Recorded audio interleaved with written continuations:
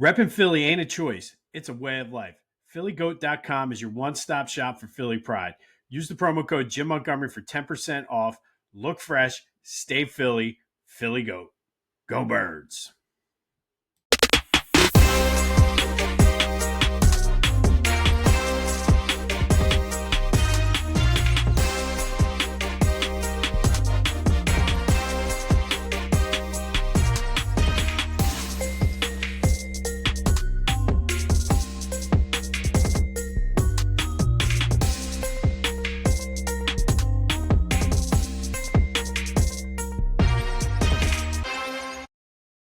What's up, everyone? Welcome to the Brotherly Birds Breakdown, where we'll get you ready for the Eagles Cowboys this week and every week throughout the season.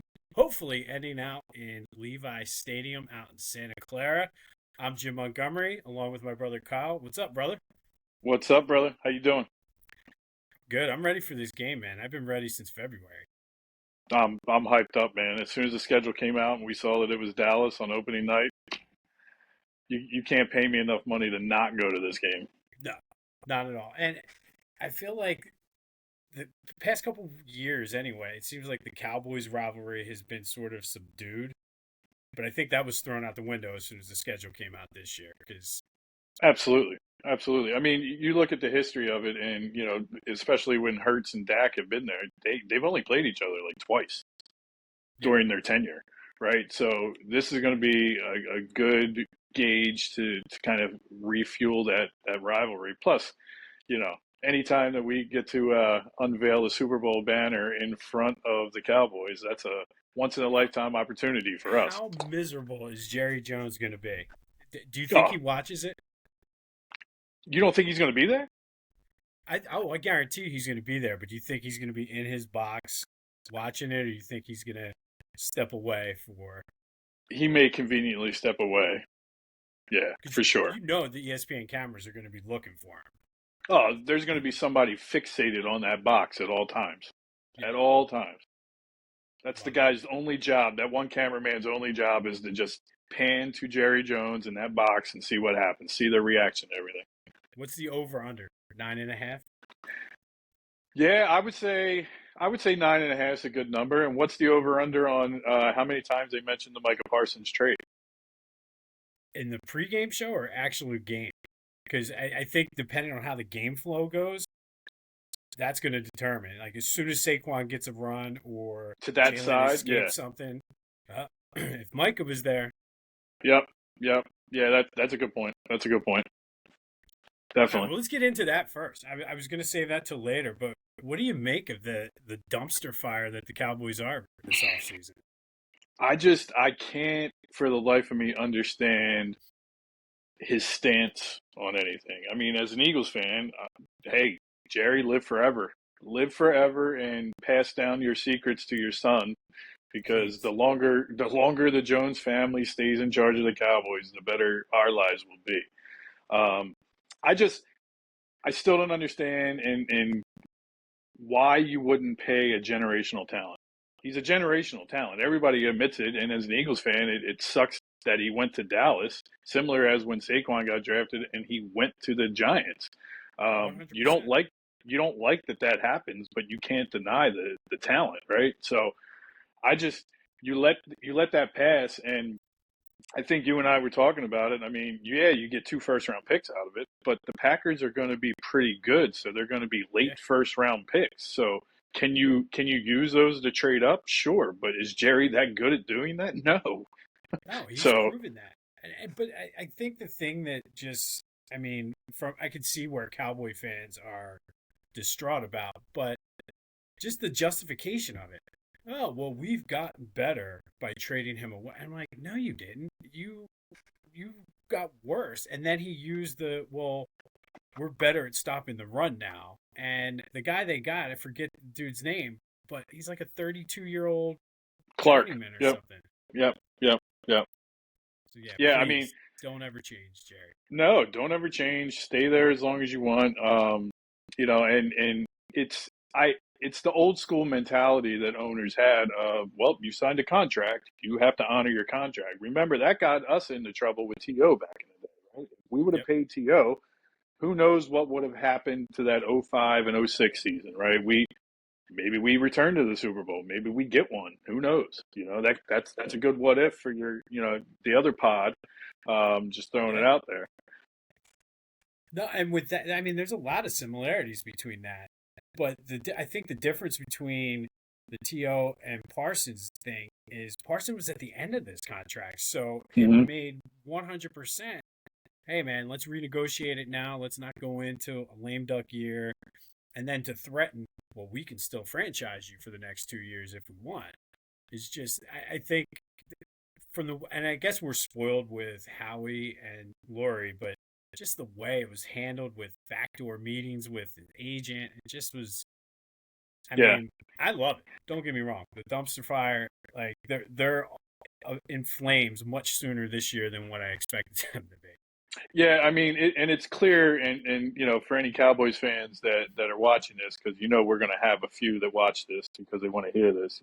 You guys should be just over the top upset about this, and you should finally understand that Jerry Jones cares more about the business aspect of things than he does about winning. He doesn't care about winning anymore. He'll say that he does, but it's clear as day that he does not care about winning anymore.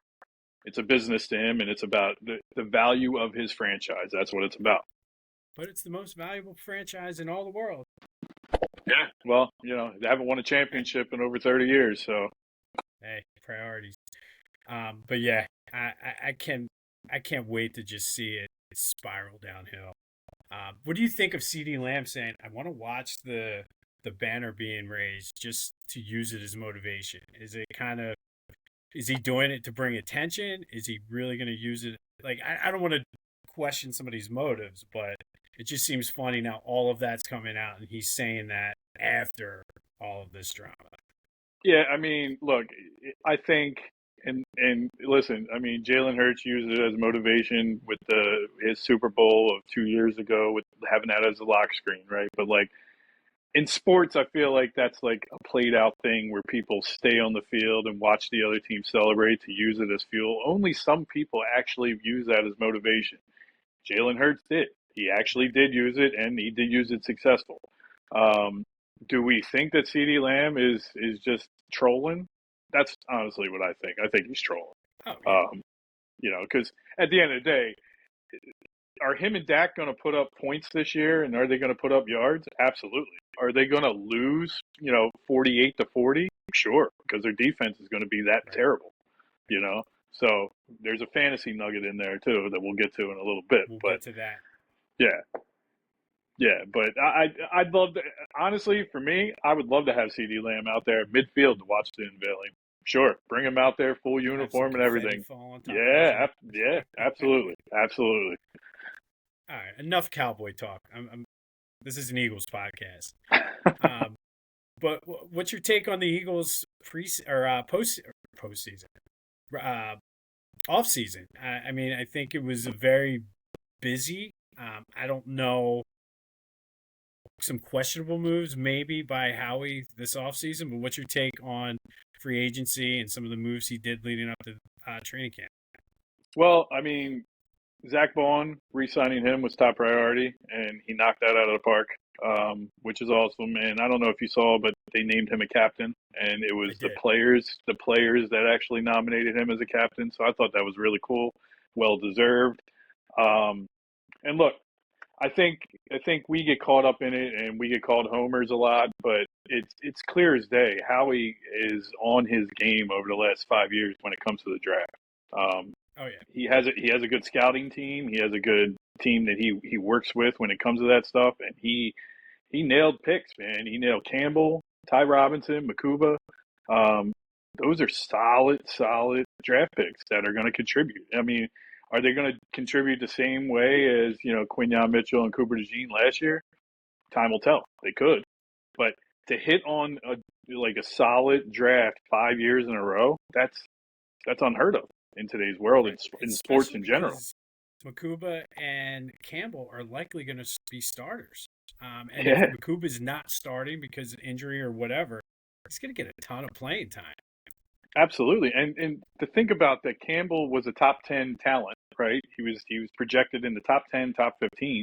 but he slid because of his shoulder injury that people were unsure of. Here, the Eagles drafted him at 30, and he's going to be a starting linebacker. And look, Howie went from not valuing the linebacker position to now having probably the deepest linebacking unit that we have seen since the Byron Evans, Seth Joyner, like that era.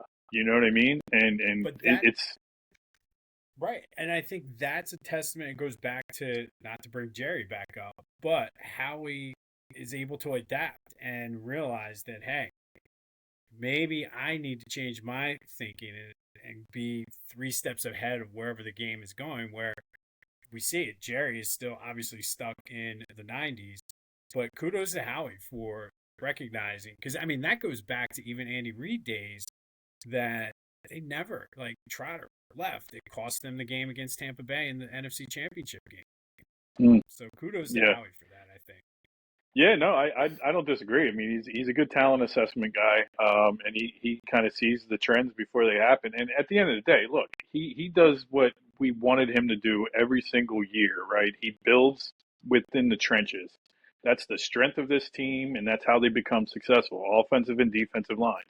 And the questionable call that everybody is saying with letting, trading CJ GJ, that was setting them up for the future so they could give Jalen Carter that contract before it gets to a Micah Parsons situation. Because that's what he's going to do. After this season, or by the end of this season, Jalen Carter is going to get his extension. He's going to sign that future contract, and it won't even go to the 4th year and worrying about it. Unlike the Micah Parsons situation, So no, but I think that's huge because everybody was upset about the CJ thing, but I don't think it ever was about his attitude or anything like that, because you saw the difference he made when he came back last year. I don't think it was that at all. I think it was strictly just a money situation, and yeah, it sucks, but the way Howie then drafted, they are set up to be one of the Super Bowl favorites again this year. Yeah, I mean, it was a business decision. And when you looked on paper, you saw Jalen Carter, potentially Jordan Davis, but then you have Cooper DeJean and Quinyon Mitchell that you have to re-sign. I mean, Nolan Smith is going to be due too. So what do you do with Nolan Smith? So now he has money to play around with because he didn't have money tied up in CJ, and he'll give, if Lane Johnson wants to come back next year, he'll give him more ghost years and front his money up and do whatever he has to do that And he's done Lane's 6 okay years with in a it. row. Yeah, Lane's like, yeah, sure. he's going to get his money.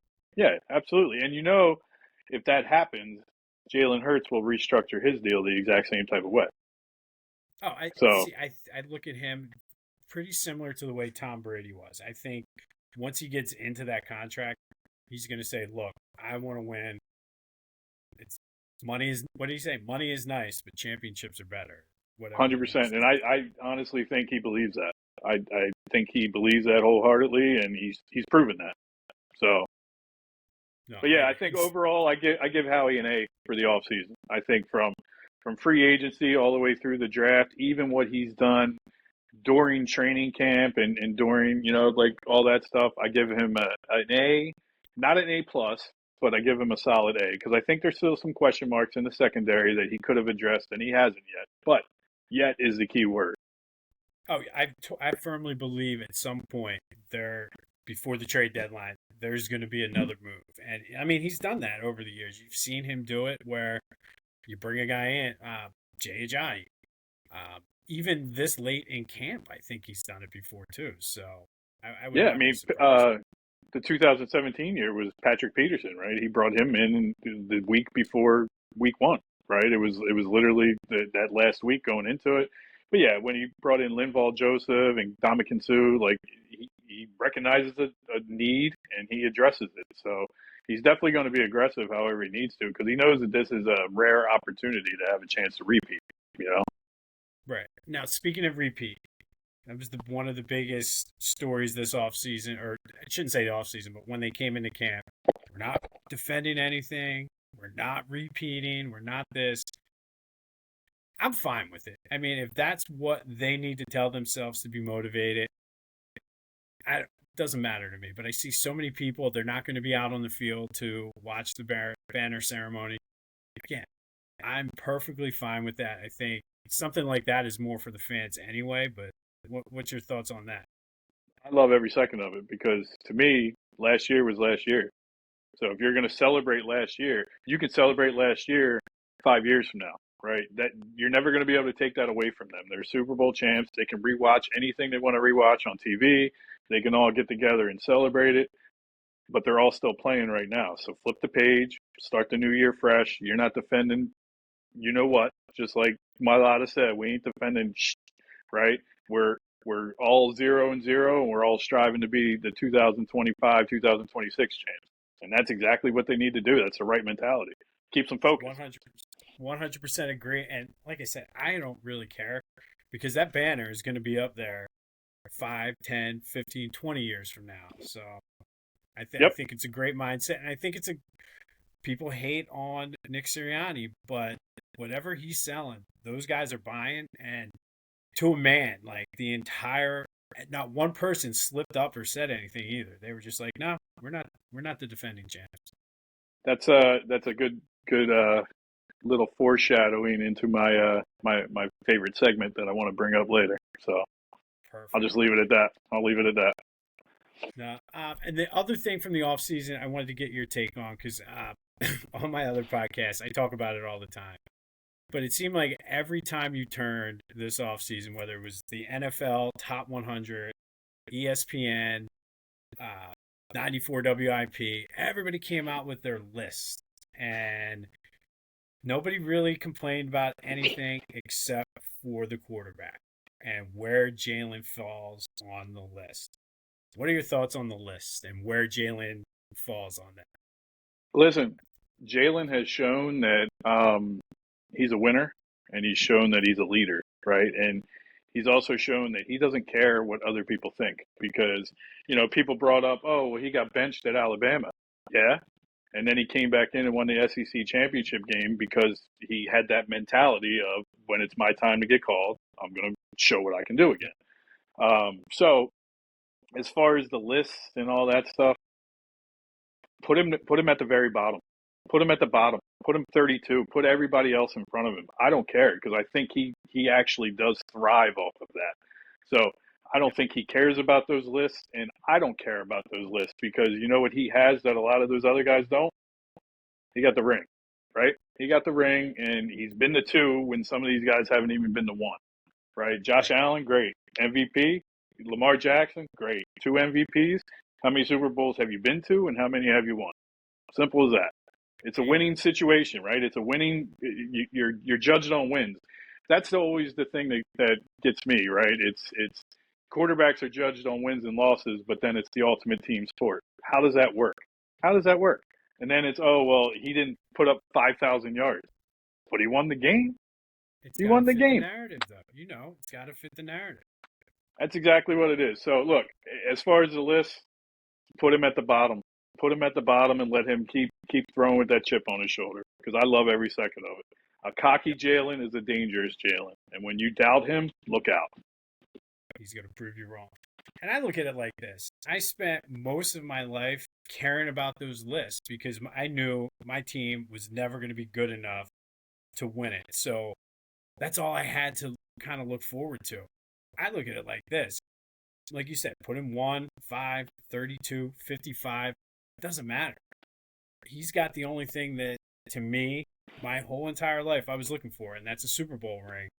And I almost look at it as like a loser mindset where, all right, we didn't win a Super Bowl, so now we got to kind of try to pump ourselves up. And, well, my quarterback's the top 3 in the league, or I got the best quarterback in the league. Great. I have the best team in the league right now. Exactly.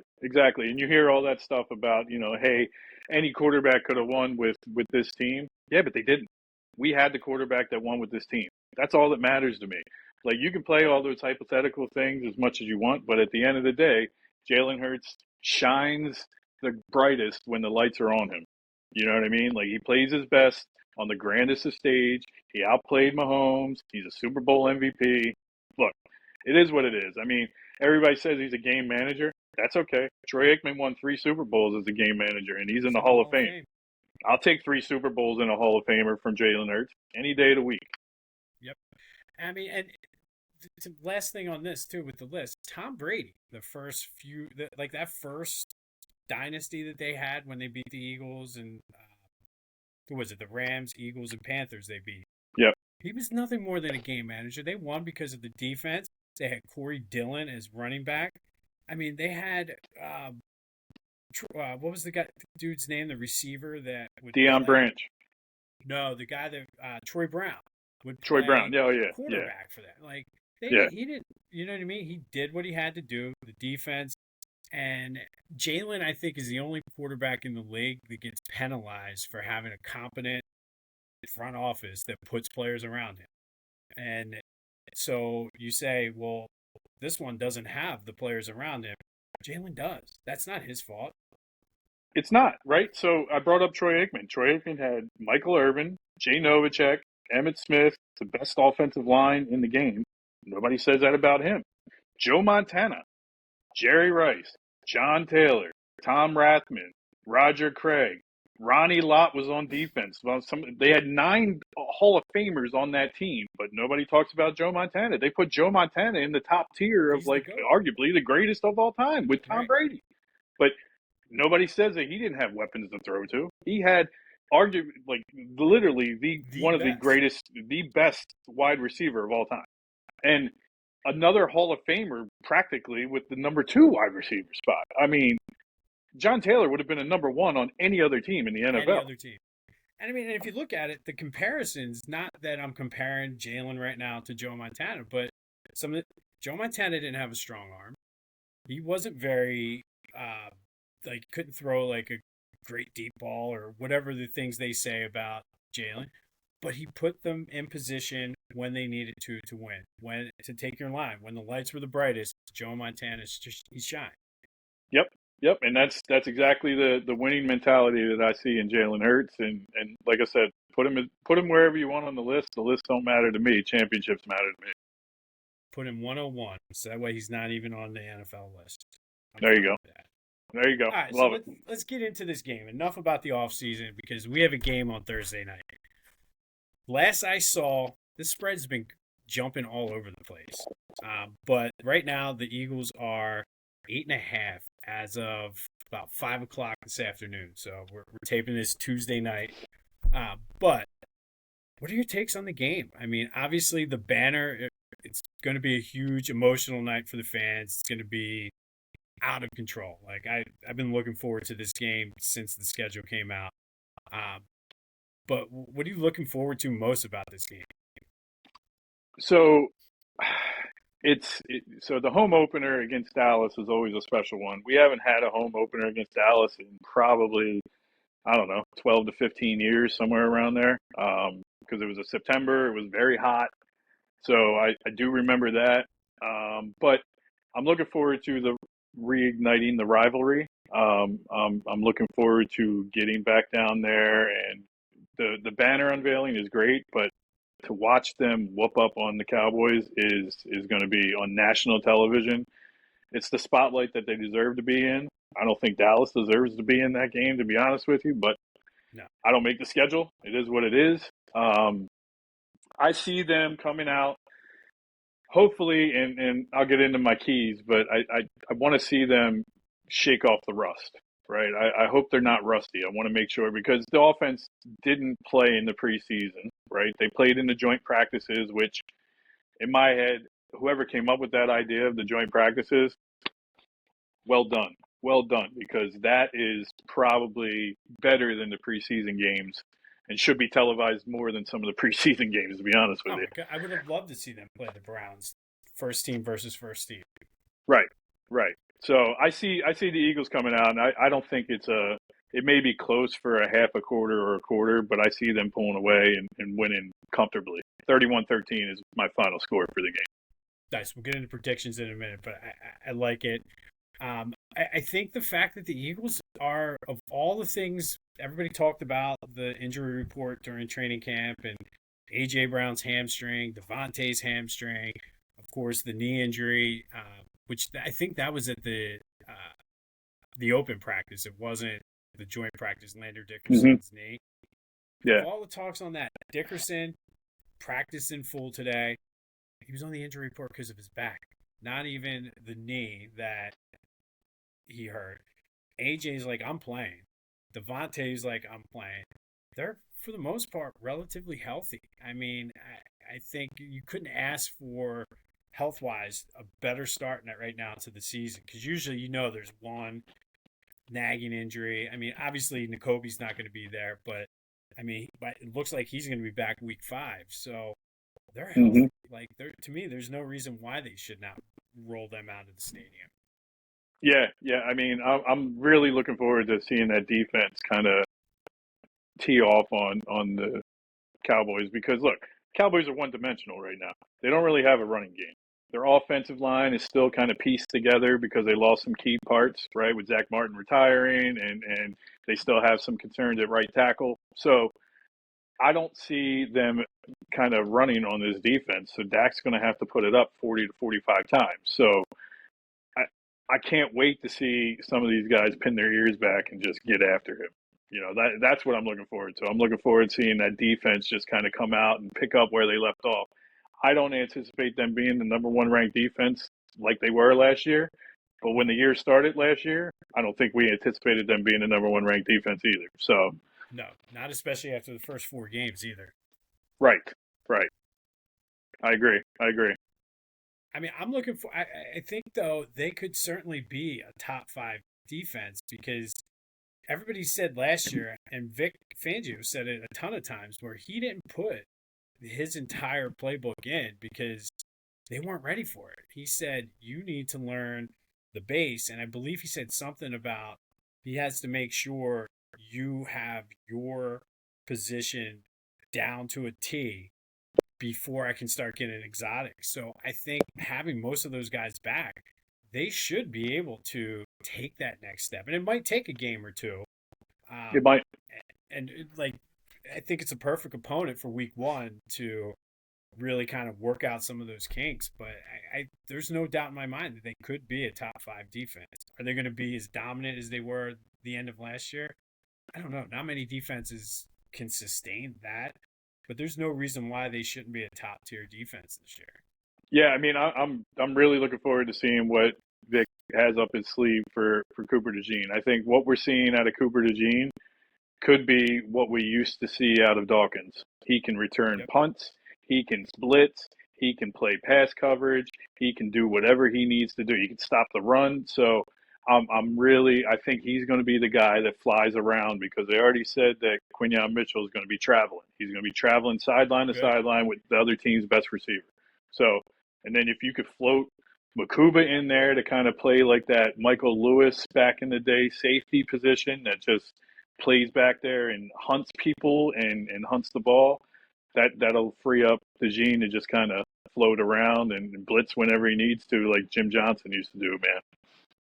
No, I'm looking for, and I mean that goes back to Howie again because especially this year more so than any year, he drafted the best, obviously the best player, but like they're all athletic. That I mean, Campbell can be an edge rusher. He can play linebacker. Beast, Makuba beast. can Yeah, cheat up and take over as a linebacker if you're going to send somebody on a blitz. So they have guys that are almost more hybrid than anything. And that's where Cooper was at his best last year, is kind of being able to float and do whatever he needed to do. So couple that with year 2 of Fangio, I'm excited about this defense actually. yeah. And I mean, look, an underrated thing that Howie did in the past week and a half was bring back Britton Covey, right? So he brought back Britton Covey so he could return punts, so Cooper DeJean stays healthy and doesn't have to. So, or you throw him back there every now and then, like what they used to do with Westbrook, Deshaun Jackson. They weren't Made a always the big full play. time. Yep. Put Cooper back there. So I like that aspect, and he's sure-handed. He doesn't fumble when he catches punts. Fair catch. He knows when to do it. So I think that was a very underrated move that's going to prove dividends for them. They didn't even announce it. Apparently, like all of a sudden, the reporters came They out to just saw him on practice the and sideline. like, Yeah. hey, there's Britt Covey. Yeah. What the hell? And now he's on the practice squad. It's like, wow. All right. I like it. I love it. So the only thing I am nervous about this week is the whole SEPTA situation, though. It's going to be, who's a bigger dumpster fire right now, SEPTA or the or Dallas. Cowboys. Yeah, it's a toss up right now. It's a toss up. They both need money, right? So, I mean, God forbid if they don't win this game, you're going to have riots. So, for the sake of the city of Philadelphia Eagles, you have to get it done this week. Yeah, I mean, you couldn't pay me enough to be an Uber driver down there Thursday night because I mean No. they'll probably be charging so much, but it's going to be so hard to get to people, you know. They So usually have like a little Uber station outside of the subway, but half the time you can't even get there because everybody's trying to cram into the train station. So it should be fun. yeah, and if you're claustrophobic, drive. don't Yeah. don't take SEPTA. Drive and then hang out in the parking lot for about 2 hours after the game. You'll be good to go. That's my Yep, advice. yep. Or you could do what the Eagles suggested and take this time to spend time with your family and friends and watch the game from afar.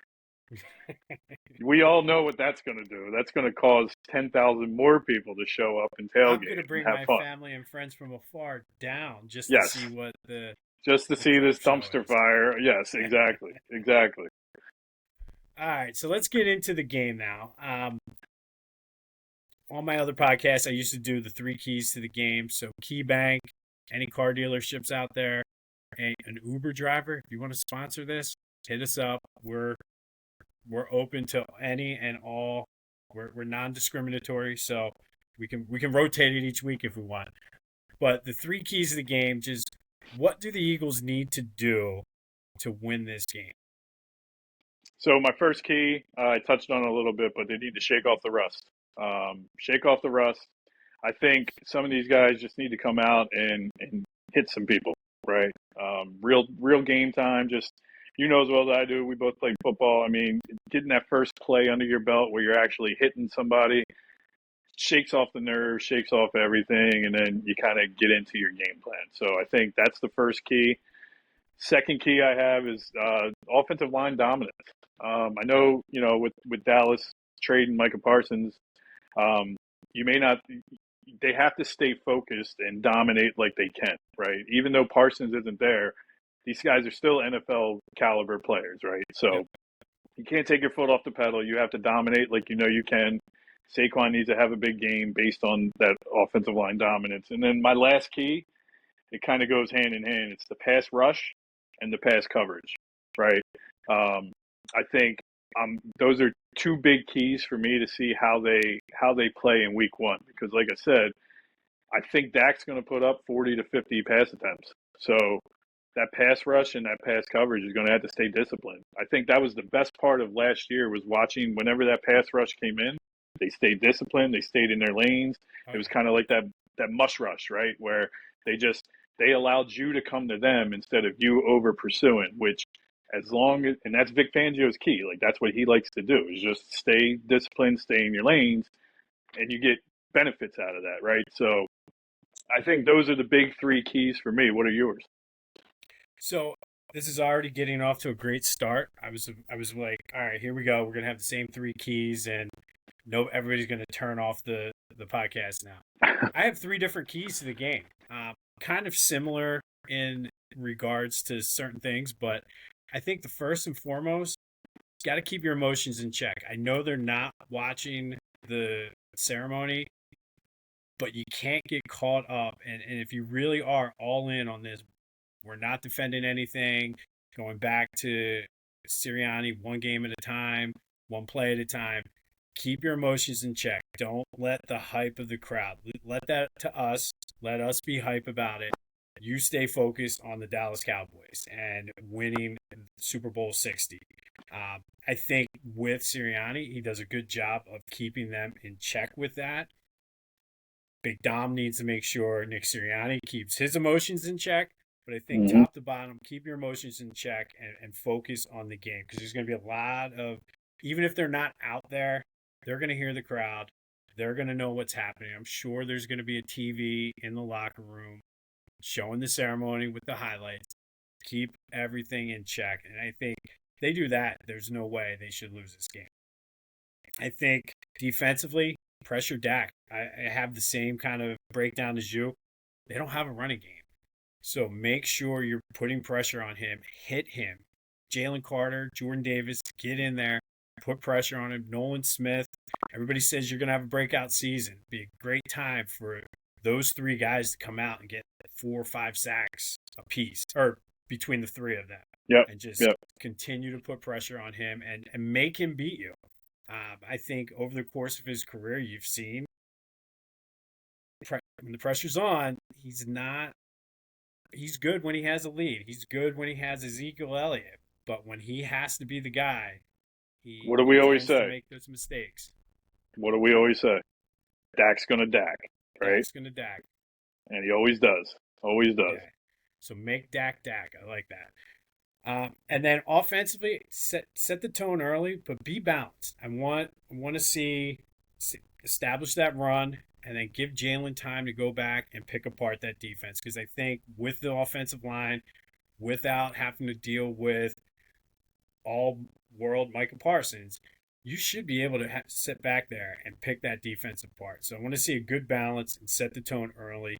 Have Saquon run the first couple drives, just pound it right up the middle, soften them up, and then I want to see AJ or Smitty or both over the top for long passes. But I think balance on offense, getting pressure on Dak, and keeping your emotions in check are my 3 keys. Love it. Love it. Yeah, no, the emotional thing is definitely something because, like I said, I mean, you got those nerves coming out because it's the first game, but then you're hyped up with the chip on your shoulder being Super Bowl champs. So to your point, keep that under wraps because it could go off the rails pretty quick. Absolutely. And you know as well as I do, even though they're not going to watch it, every time in between plays, they're going to show Cooper's pick 6. They're going to show the dagger. They're going to show Jalen Carter hitting Patrick Mahomes in the face. So it's going to be easy. Use it to your advantage. Get hype about it and go out there and replicate those plays then. But just, yeah, for sure. For sure. All right, I like it's time for the pick. You already gave yours away, but what's your pick for the game? I did. So Eagles win very, very comfortably. And I think we celebrate in style, right? I see Hurts with the tush push touchdown. And I agree with you. I think he has a rushing touchdown, but then he throws one, if not one to each of them, to A.J. Brown and Smitty. And I think the defense comes up with a big takeaway, maybe even a pick 6 by Quinyon Mitchell or Cooper, or even Makuba, man. Makuba is a ball hawk. The ball finds him, so I would not be surprised if he got that. No, you cannot. You cannot. So I would not be surprised if he got his hands on the ball in some way, shape, or form. 31-13. And I think the 13 is just because Dak throws a garbage touchdown late. It's really just like the Super Bowl. It's 31-6 going into 3 minutes left in the fourth quarter where it's a blowout. Watching this, you notice I'm writing this down because this is the Brotherly Birds breakdown. We're brothers. There's a sibling rivalry between the two of us. So you better believe you're keeping track of all of these predictions and picks throughout the season. So yes, sir. Yes, sir. Busy over here doing homework. 13, 2 touchdowns and a tush push. Yep. I like it. I see, much like you, 34-12. Okay. Same thing. I think you're going to see some rust early, but I think they're the better team. I think they're going to pull it away.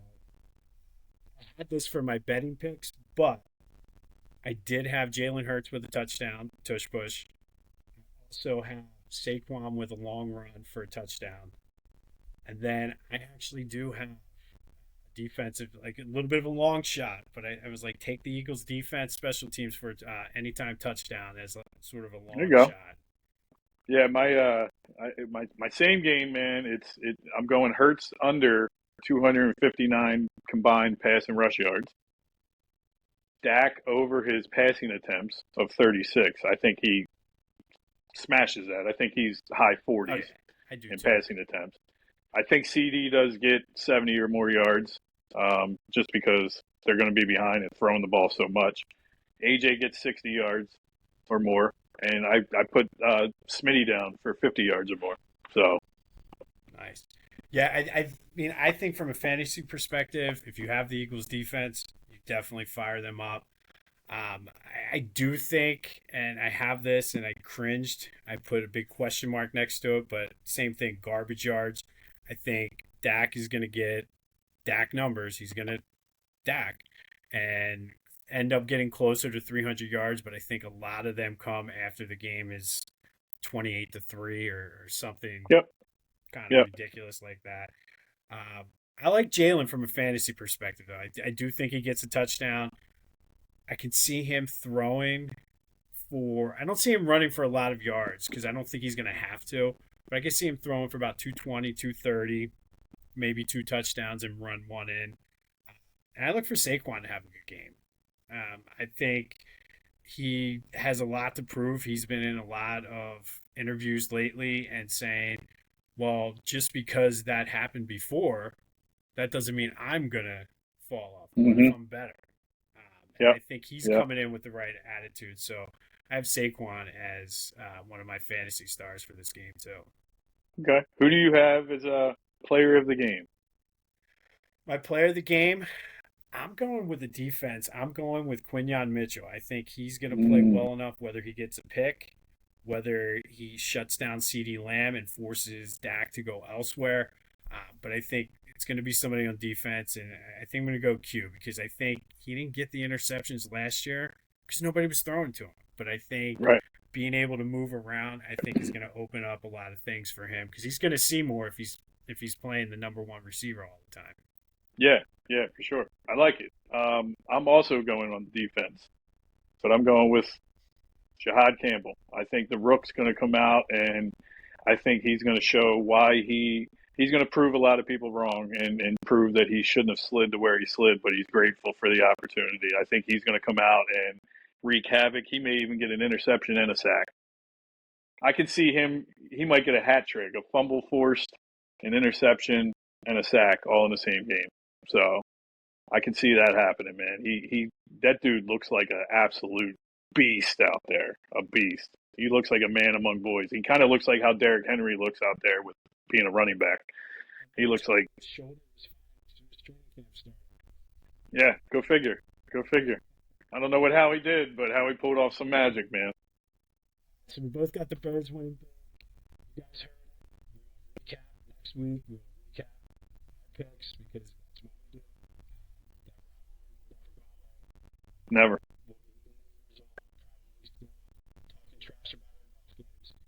Absolutely, absolutely. Should be a fun one. Got any final thoughts before we sign off? So, just real quick, you touched on it earlier, and I just wanted to add my 2 cents to you. Was I think, and this may be controversial, and some people may not like this and may want to argue it, but Nick Sirianni is right now, currently as we speak, the greatest Eagles coach ever. No disrespect to Andy Reid, no disrespect to Doug Peterson, no disrespect to Greasy Neal. Big Earl. But Nick Sirianni is the greatest Eagles coach ever. He's motivational. He's a player's coach.